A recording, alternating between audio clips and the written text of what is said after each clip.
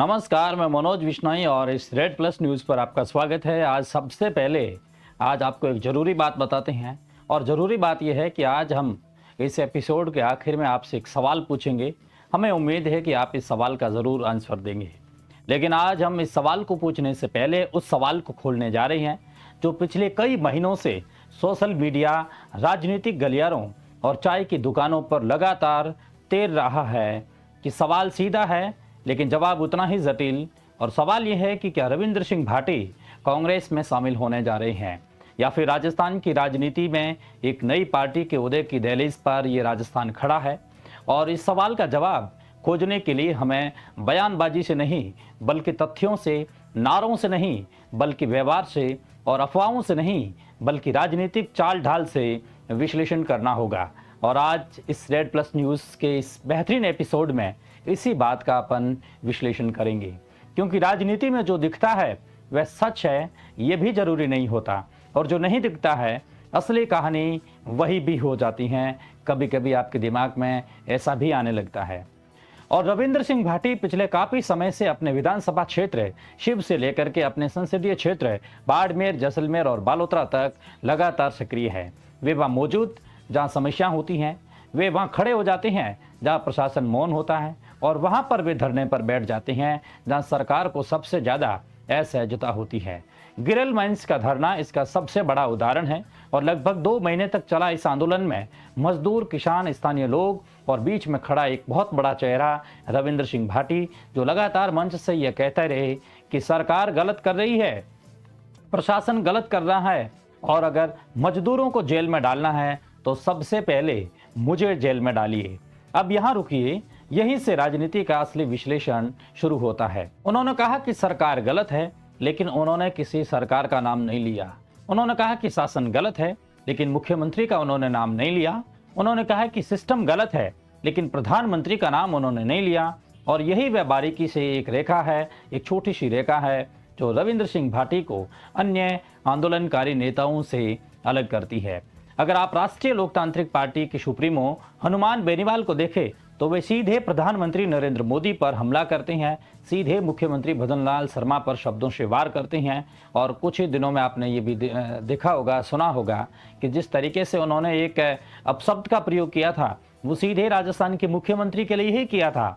लेकिन रविंद्र सिंह भाटी की भाषा में आक्रामकता कम और रणनीति ज़्यादा दिखाई देती है। वे नीतियों के खिलाफ बोलते हैं, वे फैसलों के खिलाफ है, लेकिन व्यक्तियों के खिलाफ नहीं। और राजनीति में ये फर्क बहुत बड़ा साफ दिखाई देता है, और इससे ये भी साफ हो जाता है कि वे भारतीय जनता पार्टी में शामिल होने की संभावनाओं को लगभग खुद ही नकार चुके हैं। क्योंकि बीजेपी की रणनीति में या बीजेपी की राजनीति में रह करके बीजेपी सरकार को गलत कहना और फिर उसे शीर्ष नेतृत्व पर चुप रहना ये व्यवहारिक नहीं लगता।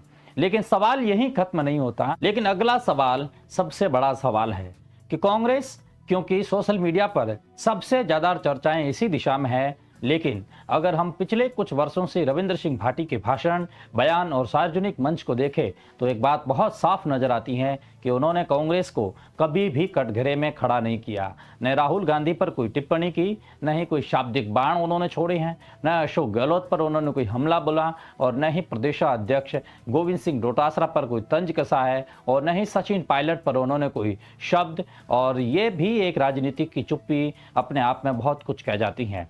लेकिन क्या ये चुप्पी कांग्रेस में जाने का संकेत है या फिर से एक सोची समझी दूरी है? यही असली सवाल है। और अब आते हैं आंकड़ों पर, क्योंकि लोकतंत्र में भावनाएं नहीं बल्कि आंकड़े तय करते हैं कि नेता कितना बड़ा है। पिछले लोकसभा चुनाव में रविंद्र सिंह भाटी ने बाड़मेर, जैसलमेर, बालोतरा सीट से निर्दलीय ताल ठोकी थी, और परिणाम क्या रहा? उन्हें हार जरूर मिली, लेकिन उन्होंने 5,86,500 से अधिक उन्हें वोट मिले, यानी कि कुल 35% उन्हें मत हासिल हुए हैं। अब आप जरा सोचिए, एक निर्दलीय उम्मीदवार के लिए 35% वोट क्या मायने रखती हैं? ये कोई सामान्य आंकड़ा नहीं है, यह एक वोट बैंक है जो किसी भी स्थापित पार्टी को हिला सकता है। सिर्फ 1,19,000 वोट और मिल जाते तो वही निर्दलीय उम्मीदवार सांसद बन जाता। और सबसे बड़ा राजनीतिक संदेश तो ये था कि रविंद्र सिंह भाटी की वजह से सत्ता पक्ष के मंत्री कैलाश चौधरी तीसरे स्थान पर खिसक गए और जमानत जब्त होते होते वे बच गए। यानी कि जहां एक तरफ सत्ता में बैठी पार्टी का मंत्री सिर्फ 17% वोट पर सिमट गया और वहीं दूसरी तरफ एक निर्दलीय उम्मीदवार 35% वोट ले गया। यही बात हनुमान बेनीवाल बार बार जिक्र कर रहे हैं और ये सिर्फ हार जीत की कहानी नहीं, ये जन भावना का एक आईना है और ये बताती है कि लोग रविंद्र सिंह भाटी को सुनते हैं, उन्हें मानते हैं, उन्हें पसंद करते हैं और उन्हें स्वीकार करते हैं। और जब किसी नेता के पास ऐसा जन समर्थन होता है तो वह सिर्फ किसी पार्टी का मोहरा बनने के लिए राजनीति नहीं करता। यहीं से नई पार्टी की अटकलें जन्म ले लेती हैं कि क्या रविंद्र सिंह भाटी राष्ट्रीय लोकतांत्रिक पार्टी की तर्ज पर एक नई राजनीतिक ताकत खड़ी कर सकते हैं, एक नया क्षेत्रीय दल खड़ा कर सकते हैं। सैद्धांतिक रूप से तो हाँ, व्यवहारिक रूप से फिलहाल बहुत मुश्किल, क्योंकि पार्टी बनाना सिर्फ भीड़ इकट्ठा करने से नहीं होता। संगठन, संसाधन, कैडर और लंबी रणनीति चाहिए। लेकिन राजनीतिक संभावनाओं का खेल है और यहाँ कुछ भी स्थायी नहीं होता। इतना जरूर तय दिखाई देता है कि रविंद्र सिंह भाटी के पंचायती राज चुनावों में अपने उम्मीदवार उतारने की दिशा में वे सोच सकती हैं, क्योंकि यहीं से वे प्रयोगशाला होती हैं जहां से बड़े राजनीतिक प्रयोग शुरू किए जाते हैं।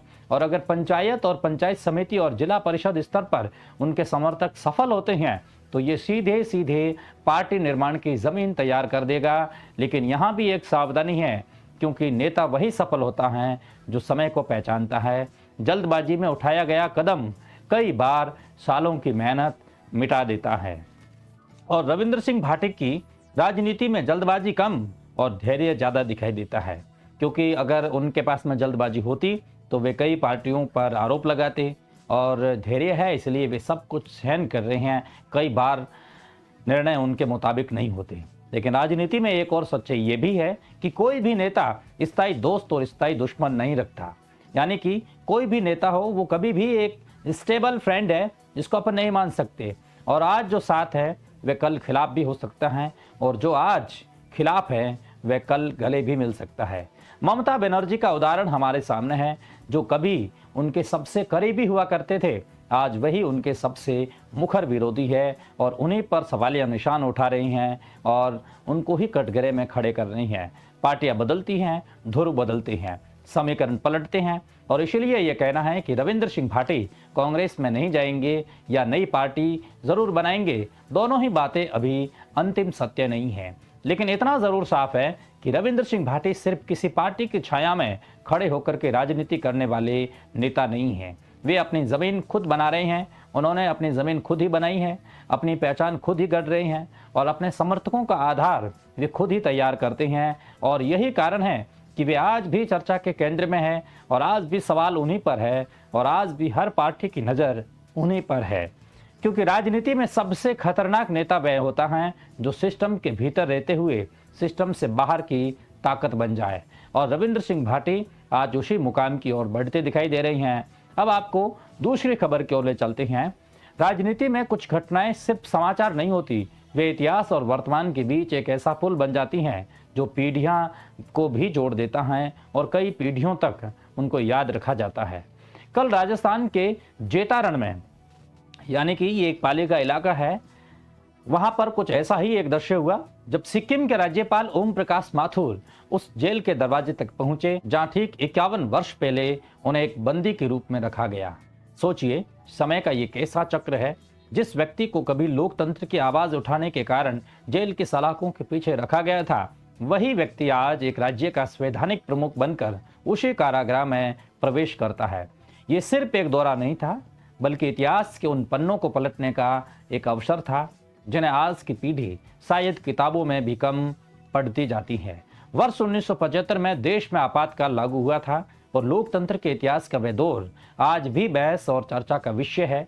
उस समय राजनीतिक विरोध को दबाने के लिए अनेक नेताओं, कार्यकर्ताओं और विचारधारा से जुड़े लोगों को गिरफ्तार किया गया था। ओम प्रकाश माथुर भी उन लोगों में शामिल थे जिन्हें तत्कालीन परिस्थितियों में जेल भेजा गया। जेतारण की यही जेल उन्हें संघर्ष की एक गवाह बनी थी और कल जब वे वहां पहुंचे तो ये केवल एक औपचारिक कार्यक्रम नहीं था। बताया जा रहा है कि उन्होंने जेल के परिसर का दौरा किया और उन स्थानों को देखा जहां वे कभी खुद जीवन के महत्वपूर्ण दिन बिताने के लिए इस जेल की हवा में चले गए थे और पुराने समय की अनेक स्मृतियां उनके सामने ताज़ा हो गई। राजनीति में अक्सर लोग पदों के साथ में पहचाने जाते हैं, लेकिन हर बड़े पद के पीछे संघर्ष की एक लंबी कहानी होती है और ओम प्रकाश माथुर आज सिक्किम के राज्यपाल है।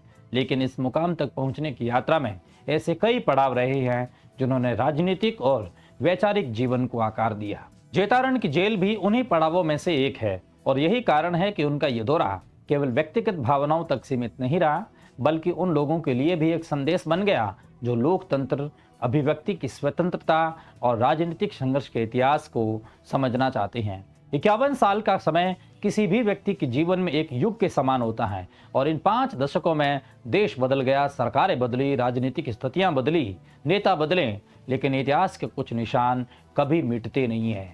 जेतारण जेल की दीवारें आज भी उस दौर की कहानियां अपने भीतर समेटे हुए हैं। जब एक पूर्व बंदी उसी जेल में राज्यपाल के रूप में पहुंचता है तो ये केवल एक व्यक्ति की यात्रा नहीं होती, बल्कि लोकतंत्र की उस ताकत का एक प्रतीक भी बन जाती हैं जिसमें संघर्ष करने वाला व्यक्ति समय के साथ सर्वोच्च संवैधानिक जिम्मेदारियों तक पहुंच सकता है। और यही लोकतंत्र की सबसे बड़ी विशेषता है कि यहाँ की परिस्थितियाँ स्थायी नहीं होती, लेकिन इतिहास अपने आप निशान छोड़ जाते हैं। और शायद यही कारण है कि ओम प्रकाश माथुर का ये दौरा केवल एक खबर नहीं, बल्कि लोकतंत्र, संघर्ष और समय के बदलते चक्र का जीवंत कहानी बन गई है, जीवंत कहानी का हिस्सा बन गया है, जिसे आने वाले दिनों में भी लंबे समय तक याद किया जाएगा और ये सोचा जाएगा कि कभी इतिहास के पन्नों पर ओम प्रकाश माथुर इस जेल में हुआ करते थे। अब आखिर में सबसे बड़ा सवाल जो मैंने आपको शुरुआत में पूछा था, और सवाल ये है कि हम इस पूरे एपिसोड का एक टाइटल नाम देना चाहते हैं।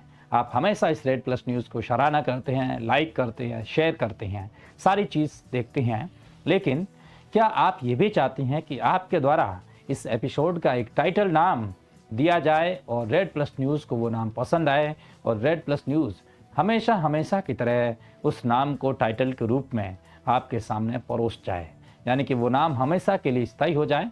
तो आप इस एपिसोड का नाम क्या देना चाहते हैं? एक ही शब्द में सबसे अच्छा नाम बताइए। हो सकता है कि आपका नाम का चुनाव हो जाए और हमेशा के लिए वो नाम इतिहास बन जाए। रेड प्लस न्यूज़ से जुड़ने के लिए बहुत शुक्रिया।